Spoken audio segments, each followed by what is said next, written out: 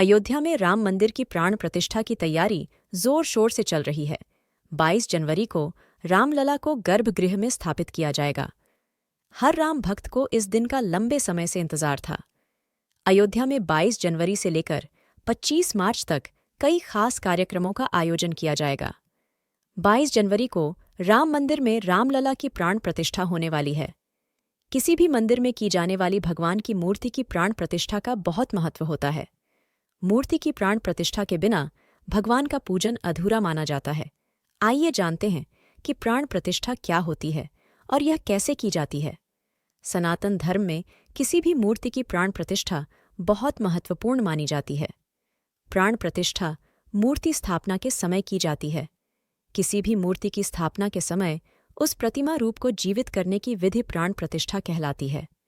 प्राण शब्द का अर्थ जीवन शक्ति और प्रतिष्ठा का अर्थ स्थापना होता है। ऐसे में प्राण प्रतिष्ठा का अर्थ जीवन शक्ति की स्थापना करना या देवता को जीवन में लाना होता है। बिना प्राण प्रतिष्ठा के कोई भी मूर्ति पूजा के योग्य नहीं मानी जाती है। मान्यता है कि प्राण प्रतिष्ठा के जरिए मूर्ति में जीवन शक्ति का संचार होता है और वह मूर्ति देवता के रूप में बदल जाती है।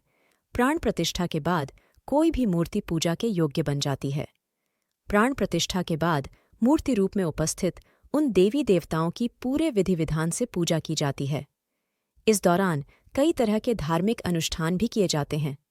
प्राण प्रतिष्ठा का अनुष्ठान हमेशा शुभ मुहूर्त में ही किया जाता है। अब प्राण प्रतिष्ठा की विधि जान लेते हैं।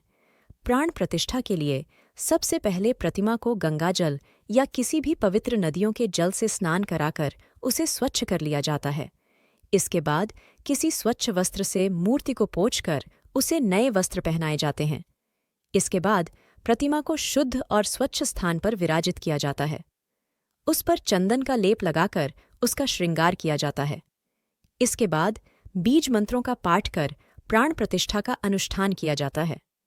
पंचोपचार विधि विधान से भगवान की पूजा की जाती है। अंत में आरती के बाद लोगों में प्रसाद वितरित किया जाता है।